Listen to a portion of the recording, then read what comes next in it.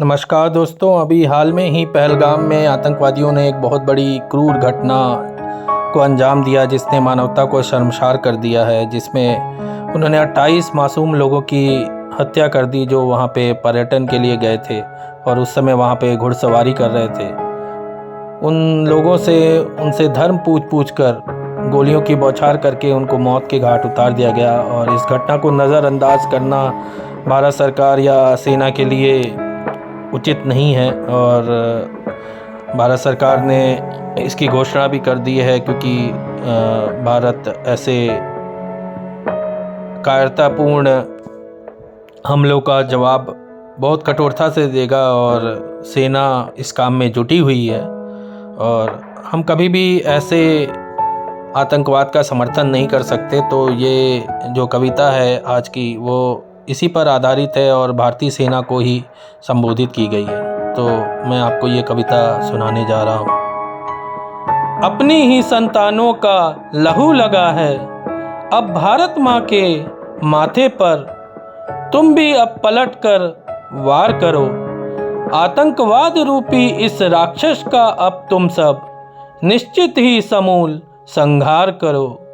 बहुत कर ली इज्जत उस सीमा की, पर अब सारी सीमाएं तुम पार करो।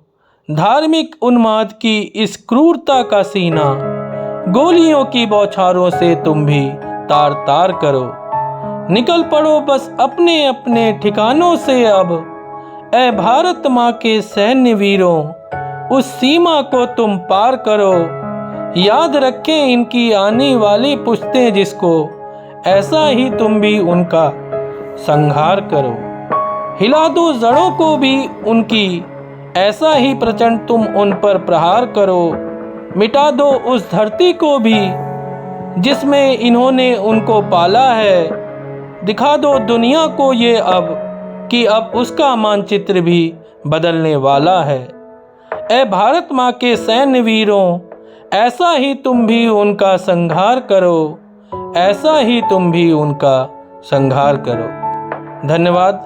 आशा करता हूँ कि आप सभी भी भारतवासी होने के नाते भारत सरकार और सेना इस दिशा में जो भी कदम उठाएगी आप उसका पूर्ण समर्थन करेंगे।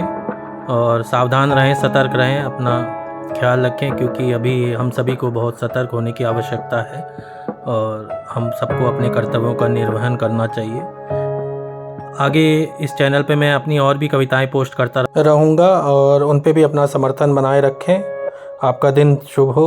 जय हिंद, जय भारत। धन्यवाद।